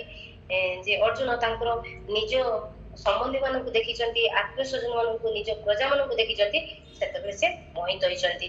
ଏବଂ ମୋହିତ ହେଇକି ସେ କହୁଛନ୍ତି ମୋହିତ ହେଇଛନ୍ତି ମାନେ ମୋହିତ ତ ଭଗବାନ କରାଇଲେ ସେମାନଙ୍କୁ, ସେ ବୀର ରୂପରେ ଯାଇଛନ୍ତି, ସେମାନଙ୍କୁ କୋଉ ଦୁର୍ବୃତ୍ତ ମାନେ ଆସିଛନ୍ତି ମୁଁ ଦେଖିବି ଯେ ଦୁର୍ଯ୍ୟୋଧନଙ୍କୁ କୋଉମାନେ ସାହାଯ୍ୟ କରିବାକୁ ଆସିଛନ୍ତି, କିନ୍ତୁ ଭଗବାନ ତାଙ୍କୁ କଣ କରୁଛନ୍ତି ଜାଣି ଶୁଣି ତାଙ୍କ ହୃଦୟରେ ମୋହ ଉତ୍ପନ୍ନ କରିଛନ୍ତି। କେମିତି ଉତ୍ପନ୍ନ କରୁଛନ୍ତି? ସେ ଯେତେବେଳେ ସେ ଦେଖିଛନ୍ତି ପିତାମହ ଭୀଷ୍ମଙ୍କୁ ଦେଖୁଛନ୍ତି, କହୁଛନ୍ତି ଅର୍ଜୁନ ଏଇ ଭୀଷ୍ମ ପିତାମହ ଭୀଷ୍ମ ଯାହାଙ୍କ କୋଳରେ ତୁମେ ଶୈଶବକୁ କଟେଇଥିଲ, ଯିଏ ତୁମକୁ କାନ୍ଧରେ ବସିକି ଖେଳୁଥିଲେ, ସେଇ ଭୀଷ୍ମ ଆସିଛନ୍ତି। ଦେଖ ତମର ଅପର ପକ୍ଷରେ ରହିକି ତମ ସାଙ୍ଗରେ ଯୁଦ୍ଧ କରିବା ପାଇଁ ଆସିଛନ୍ତି, ଏଇ ସେଇ ଭୀଷ୍ମ। ଆଉ ମୁଁ ତ ଦୁର୍ଯ୍ୟୋଧନଙ୍କ ପାଖରେ ଶୁଣିଥିଲି ତମେ ନାକି ଦ୍ରୋଣଙ୍କର ବହୁତ ବଡ ମାନେ ଖୁବ ଫେଭରେଟ ଶିଷ୍ୟ, ତମକୁ ବହୁତ ଭଲ ପାଉଥିଲେ ଦ୍ରୋଣ। ଆଉ ଦେଖ କେମିତି ଦ୍ରୋଣ ଆସିଛନ୍ତି ତମ ସାଙ୍ଗରେ ଯୁଦ୍ଧ କରିବା, ତମ ଶତ୍ରୁ ପକ୍ଷରେ ଆସିଛନ୍ତି ତମ ସହିତ ଯୁଦ୍ଧ କରିବା ପାଇଁ। ଏମିତି ଏଇ ସବୁ କଥା କହିକି ସେ ଯୋଉ ବୀର ଭାବରେ ଯାଇଥିଲେ ଯେ କଣ ଦୁର୍ବୃତ୍ତ ମାନେ ମତେ ଆସିଛନ୍ତି ମୋ ଅଧର୍ମକୁ ସାଥ ଦେବା ପାଇଁ, ସେ ଯେମିତି ଭଗବାନଙ୍କର କଥା ଶୁଣିଛନ୍ତି ଅର୍ଜୁନ, ମାନେ ଭଗବାନ ତ ଜାଣି ଶୁଣି କରୁଛନ୍ତି, ଭଗବାନଙ୍କର କଥା ଶୁଣି ଅର୍ଜୁନ ମୋହିତ ହେଇଯାଇଛନ୍ତି ଏବଂ ଅର୍ଜୁନ ମୋହିତ ହେଇକି ସେ କହୁଛନ୍ତି ଏକଦମ ବିବ୍ରତ ହେଇ ପଡିଛନ୍ତି, ବିବ୍ରତ ହେଇକି କହୁଛନ୍ତି ମୁଁ ଆଉ ଯୁଦ୍ଧ କରିବିନି। ସେ ତାଙ୍କର ଧନୁ ଗାଣ୍ଡିବକୁ ତ୍ୟାଗ କରିଦଉଛନ୍ତି ଏବଂ କହୁଛନ୍ତି ମୁଁ ବରଂ ଭିକ ମାଗିକି ଖାଇବି ଭଗବାନ, କିନ୍ତୁ ମୋର ରାଜ୍ୟ ଦରକାର ନାହିଁ, ମୁଁ ମୋର ଏଇ କୁଟୁମ୍ବ ମୋର ଗୁରୁଙ୍କୁ ପିତାମହଙ୍କୁ ମୁଁ ମାରିପାରିବି, ହତ୍ୟା କରିପାରିବି, ଯୁଦ୍ଧ କ୍ଷେତ୍ରରେ ସେମାନଙ୍କୁ ହତ୍ୟା କରିପାରିବିନି, ଏମିତି ସେ କହୁଛନ୍ତି। ଅର୍ଜୁନ କହୁଛନ୍ତି ସେତେବେଳେ ଭଗବାନ ମାନେ ସେ ବିବ୍ରତ ହେଇ ପଡିଛନ୍ତି, କଣ କରିବେ କଣ ନ କରିବେ ତାଙ୍କର ମୁଣ୍ଡ ଆଉ ଠିକ ହଉନାହିଁ, କାରଣ ଭଗବାନ ଇଚ୍ଛା କରିକି ତାଙ୍କୁ ମୁହଁରେ ପକାଇଲେ ଏବଂ କାରଣ କଣ, ଏହା ଦ୍ୱାରା ସେ ଅର୍ଜୁନଙ୍କୁ ଗୀତା ଶ୍ରୀମଦ୍ ଭଗବତ ଗୀତା ରୂପକୁ ମହାବାଣୀ ସେ ତାଙ୍କୁ ପ୍ରଦାନ କରିବେ। ସେଥିପାଇଁ ଅର୍ଜୁନ ସେତେବେଳେ କଣ କରୁଛନ୍ତି, ସେ କହୁଛନ୍ତି ମାନେ कार्पण्य दोष पहत स्वभाव पृच्छामि त्वां धर्म सम्मूढ़ चेता जच्छैव स्वनिश्चितं ब्रूहि तन्मे शिष्यस्तेहं साधि मां तां प्रपन्न। এই কথাটা কইকি কৃষ্ণ অর্জুন কହୁଛନ୍ତି ମୋର କଣ କର୍ତ୍ତବ୍ୟ ତାହା ମୁଁ ଭାବି ସ୍ଥିର କରିପାରୁ ନାହିଁ, ଦୁର୍ବଳତା ଯୋଗୁଁ ମୁଁ ମୋର ମାନସିକ ଭାରସାମ୍ୟ ହରାଉଛି, এই ଅବସ୍ଥାରେ ମୋର ପକ୍ଷରେ କଣ ଶ୍ରେୟସ୍କର ଦୟାକରି ନିଶ୍ଚିତ ରୂପେ ମତେ କୁହନ୍ତୁ। ବର୍ତ୍ତମାନ ମୁଁ ଆପଣଙ୍କର ଶିଷ୍ୟ ହେଲି ଏବଂ ଆପଣଙ୍କର ସମ୍ପୂର୍ଣ୍ଣ ଶରଣରେ ଆସିଲି, ଦୟାକରି ମତେ ଉପଦେଶ ପ୍ରଦାନ କରନ୍ତି। ଏକଥା ଯେତେବେଳେ ସେ ଦେଖିଛନ୍ତି ଏମିତି ସେ ହେଇକି ସର୍ବଶେଷରେ ଅର୍ଜୁନ ଭଗବାନଙ୍କୁ ଗୁରୁ ରୂପେ ଗ୍ରହଣ କରିଛନ୍ତି ଏବଂ କହିଛନ୍ତି ମତେ ଆପଣ ଶିକ୍ଷା ପ୍ରଦାନ କରନ୍ତୁ, ମୁଁ କଣ କରିବି। ସେତେବେଳେ ଭଗବାନ ଖୁବ ସୁନ୍ଦର କଥା କହିଛନ୍ତି ଅସତ୍ୟାନନ୍ଦ ଶୋଚସ୍ତଂ ପ୍ରଜ୍ଞାବାଦାଂଶ୍ଚ ଭାଷସେ ଗତାସୁଶ୍ଚ ନାନୁ ଶୋଚନ୍ତି ପଣ୍ଡିତ। ତମେ ଶ୍ରୀ ଭଗବାନ କହୁଛନ୍ତି ତୁମେ ପାଣ୍ଡିତ୍ୟପୂର୍ଣ୍ଣ କଥା କହୁଛ, କିନ୍ତୁ ଯେଉଁ ବିଷୟରେ ଶୋକ କରିବାର କଥା ନୁହେଁ ସେ ବିଷୟରେ ଶୋକ କରୁଛ। ଯେଉଁମାନେ ପଣ୍ଡିତ ସେମାନେ କଦାପି ଜୀବନ୍ତ କିମ୍ବା ମୃତ ପାଇଁ ଶୋକ କରନ୍ତି ନାହିଁ, ଏମିତି ଭଗବାନ ତାଙ୍କୁ କହିଲେ। ଦେଖନ୍ତୁ ଏତେ ପର୍ଯ୍ୟନ୍ତ ଭଗବାନ ସଖା ଭାବରେ କର୍ମ କରିଛନ୍ତି, ଶତ୍ରୁଙ୍କ ସହିତ ଯୁଦ୍ଧ କରିବା ଉଚିତ, ତାଙ୍କର ଗାଡିକୁ ମାନେ ରଥକୁ ନେଇକି ଯାଇଛନ୍ତି, ସେଠି ଅର୍ଜୁନ ଯାହା କହିଛନ୍ତି ସଖା ଭାବରେ ସବୁ ମାନିଛନ୍ତି, କିନ୍ତୁ ଯେତେବେଳେ ଗୁରୁ ହେଇଗଲେ ସେତେବେଳେ ତାଙ୍କୁ କହୁଛନ୍ତି ତମେ ପଣ୍ଡିତ ଭଳି କଥା କହୁଛ କିନ୍ତୁ ମୂର୍ଖ ଭଳି କର୍ମ କରୁଛ। ସେତେବେଳେ ତାଙ୍କର ଗୁରୁର ଆବେଶରେ ରହିକି ସେ ଉପଦେଶ ପ୍ରଦାନ କରୁଛନ୍ତି ଏବଂ ସେଇ ଉପଦେଶ ଦ୍ୱାରା କଣ ହୋଇଛନ୍ତି ଅର୍ଜୁନ ବୁଝିଛନ୍ତି ଏବଂ ଶେଷରେ ସେ ଯୁଦ୍ଧ କରିଥିଲେ। तो एथिरे प्रभुपाद हमको कोन कहउचंती जेमिति जणे भरा माने गोटे भरा जेमिति फूलर रस को जेमिति ग्रहण करे फूलर रस को ग्रहण करे जेतेबे फूलर कोनसी क्षति हुए ना ठीक सेमिति यदि आमे गुरु रूप को जणे गुरु रूप को जो जेमिति यदि आमे भर को यदि आमे आत्मसमर्पण करिबो यदि आमे गुरु ग्रहण करी ए भगवत गीता के रूप को अमृत ग्रंथ को भगवत गीता को भगवत गीतार बाणी को आमे बुझिया पे चेष्टा करिबो तेबे आमे आम जीवन रो भौतिक जीवन हो बा आध्यात्मिक जीवन रे आमे अग्रगति होई परिबो एवं आमे कोनसी प्रकार द्वंद्वात्मक जीवन रे आमे पड़िबो नाही बा कोनसी प्रकार कोन जेतेबे जीवन रे यदि विपरीत परिस्थिति आसे ना आमे सेतेबे सेटा को माने फेस करिया पई आमे दृढ़ होई परिबो सेति भगवान अर्जुन तो होचंती तांकर पार्षद से अर्जुन को काहे कि से भगवत गीतार बाणी देबे एकमात्र ए जगत को उद्धार करिया पई तांकर संतान मानन को तांको घर को नै जिबा पई तांकर प्राप्ति निमंते से कहचंती ए भगवत गीतार को बाणी को अर्जुन को माध्यम रे ए जगत को दैचंती एही कर सेति भगवान कृष्ण पितामह भीष्म कहचंती जे आपण अर्जुनकर कुमति को हरण करिले एवं गीता रूप को बाणी द्वारा अर्जुनर कुमति को हरण करी आत्मविद्या महादिव्य ज्ञान प्रदान कले सेही जो माने पार्थ सारथी माने भगवान तो सब बेले तांको भक्तों को ना द्वारा डाकिले से बहुत आनंदित होंती तेणु अर्जुन को नाम रे अर्जुन कृष्ण माने पितामह भीष्म को पार्थ सारथी रूप बहुत आकर्षण करथिला तेणु से अर्जुन कहउचंती हे पार्थ सारथी हे विजय सके हे पार्थ सारथी आपण अर्जुन को दिव्य ज्ञान प्रदान करी आपण तांकर कुमति को हरण करिसंती ताको आत्मज्ञान प्रदान करिसंती सेही पार्थ सारथी हे कृष्ण आपण को चरण रे मोर चरण रति परमास्यता शमेस्तु एनु आपण को चरण रे मोर रति रहु एई कथा को कहि भगवान पाखरे पितामह भीष्म तांको प्रणाम निवेदन करथिले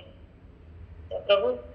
विश्वर कल्याणार्थ करिया पई भगवान तांको आत्मविद्या बा आध्यात्म विद्या अर्जुन को प्रदान करछथि हरे कृष्ण प्रभु क्षमा करिवे प्रभु एठी खूब बढ़िया है समय अभाव आपण आहुरी विस्तार करि पारना किछि असुविधा नाही समय जेतो हे जे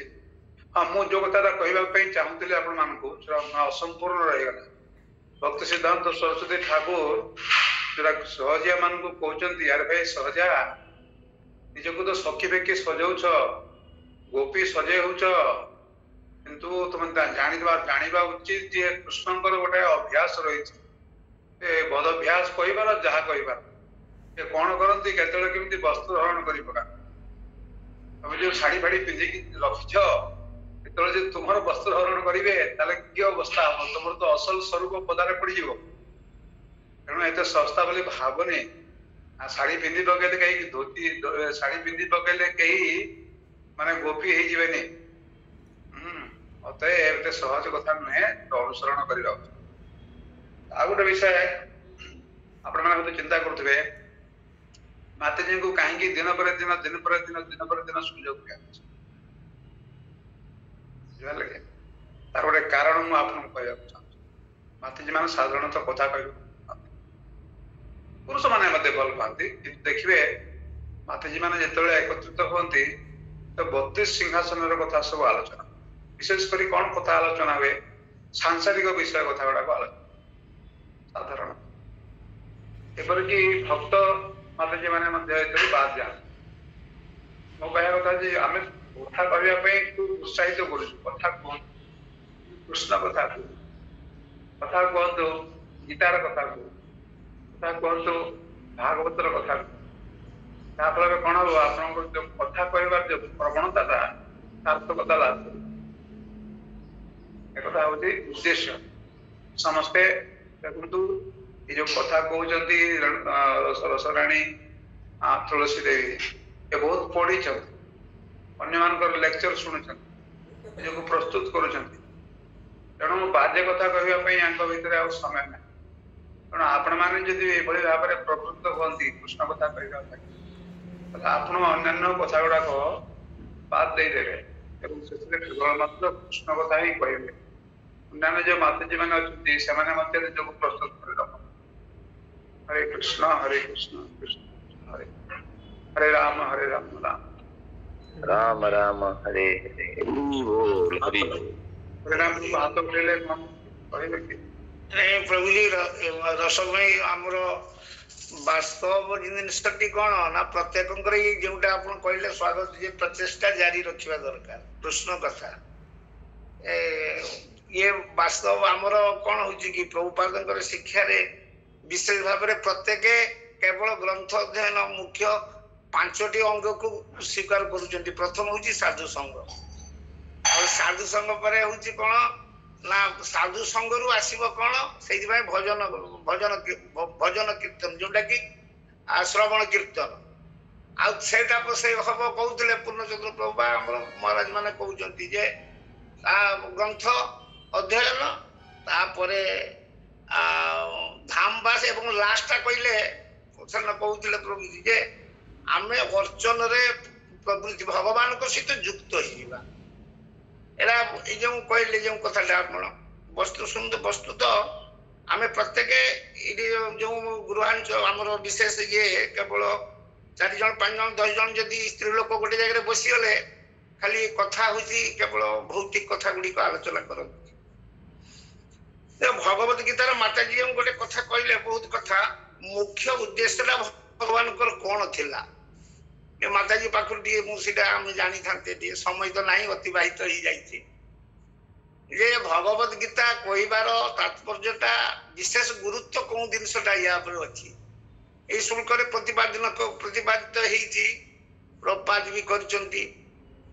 माताजी बहुत सुंदर भाव में कहते कि सुंदर प्रचेषा जारी रखी भगवत गीता ये युद्ध क्षेत्र जाकि पहुंची पुणी भगवत गीतार युद्ध क्षेत्र में पहुंचती आवश्यक प्रभुपाद कौन कहते मुझे कथा जानापी चाहूली आज्ञा प्रभु एटी कहते जे बद्ध जीव मानकर जो मिथ्या शरीर धारणा अच्छी ना शरीर को आत्मा बोली भाविबा से मुक्त करने निमित्त शरीर शरीर को जे आमे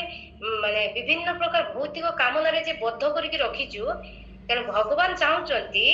जे मुक्त करने निमित्त बद्ध जीव मानक मिथ्या धारण मुक्त करने निमित्त एवं तांको सहित आत्मार जे थिबा नित्य शाश्वत संबंध को पुनः स्थापन करने निमित्त बद्ध जीव मानक भगवत गीतार अमृतमय शिक्षा प्रदान करा जाय माने करूचंती जोटा कि समस्त विश्वर कल्याण भव एटा एवं समग्र केवल अर्जुन को शिक्षा दे एटा विश्वर कल्याण प्रभुपाद कहते मु शरीर नुहे भगवान कहते मु शरीर नुहे मु चिन्मय आत्मा मु आत्मा एटा प्रतिपादन आम एटी अर्जुन कौन ना शरीर ज्ञान रे कि होउचंती सेटा लोक चक्षु को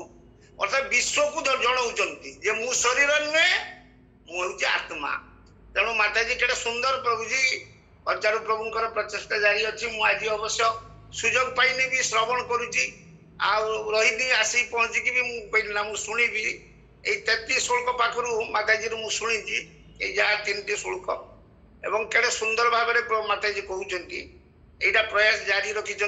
आमको शोधन करातु प्रत्येक कहबार प्रचेषा जेटा कि वज्र प्रभु कहते श्रीपाद वज्र प्रभुंकर उद्देश्य कौन केवल जे प्रभु रस मामले जे माताजी जे कहते समस्ते आ गृह कर्म कथा भगवान संबंध में कथा ग्रंथ पढ़ले प्रभुंकर कहबार तात्पर्य ग्रंथ पढ़ंतु साधु संग करंतु श्रवण करंतु यहाँ हूँ वास्तव कथा तेणु आम जीवनटा यहीटारे उद्दिष्ट नहले कृष्ण प्रेम मिलिब नहीं समग्र विश्व समस्त ये जो बद्ध जीव मानकर कल्याण पाई भगवान जो एठी कौन शिक्षा लगे प्रभुपाद कहते आत्मविद्या सेटा हूँ आत्मविद्या बा आध्यात्मिक विद्या प्रदान कर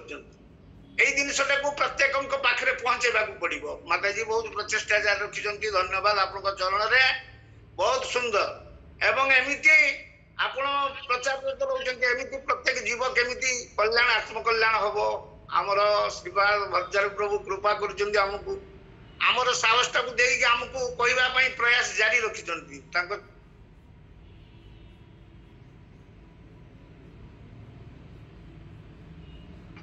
हरे कृष्ण समय अतिक्रांत हेगलानी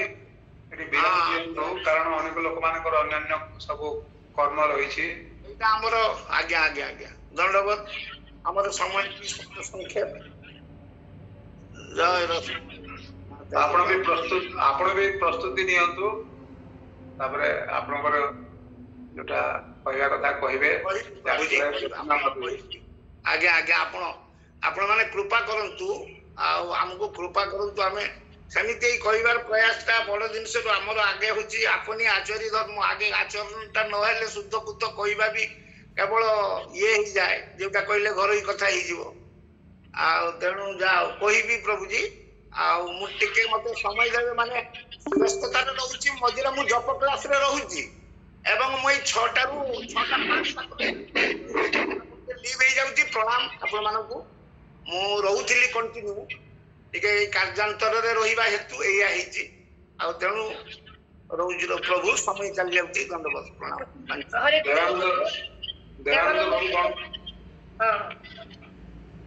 आगे आगे प्रभु जी दंडवत प्रणाम समस्त को मोर कहबार थिला सुंदर भाव तो माता जी कहले शुणुचे आम हरिनाम प्रभु सुंदर भाव कहले विषय रे किंतु आज मोर हैंडरेस उद्देश्य है संध्या बेले पंकज नाम प्रभु गोटे क्लास नेबे तेणु आपण मान अनुरोध आपण मैंने समस्त अटेंड करेंगे तो कम संख्या अटेंड कर आमको टे असुविधा लगुच तेणु समस्ते नहले भी जो उपस्थित रही दयाकोरी आपण मैंने संध्या 7:30 बेले प्रभु क्लास हम आपण मैंने रे घंटाटे पंकज नाम आमर ये हेमंत चंद्र पु आज्ञा आज्ञा आज्ञा ये IRS होते बर्तमान मैनेजर अच्छा रेलटेल दीक्षित होती 2020 प्रभु जी आप जानते बोधे आज्ञा आज्ञा आज्ञा आज्ञा आज्ञा प्रभु जी बहुत श्रद्धालु प्रभु जी आमर पंकज नाभ प्रभु बहुत सुंदर इस्कन आमर बहुत भल माने शुद्ध वैष्णव तांकर ये एटा भक्ति वैभव क्लास करूचंती से आम साथी से जो मानकर समय अच्छी आसी उपस्थित समय देके आसीबे श्रवण करंतु अल्प बाकु से दुख करूचंती बोले कहउतले जेति की समय जे पाइबे टिके ता भीतर आसीबा पई चेष्टा करू हरे कृष्ण हरि बोल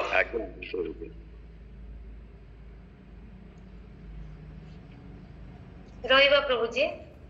आज्ञा रहिबा प्रभु जी हरे कृष्णा कृष्णा कृष्णा हरे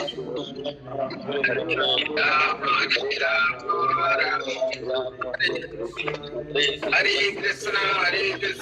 कृष्णा कृष्णा हरे हरे हरे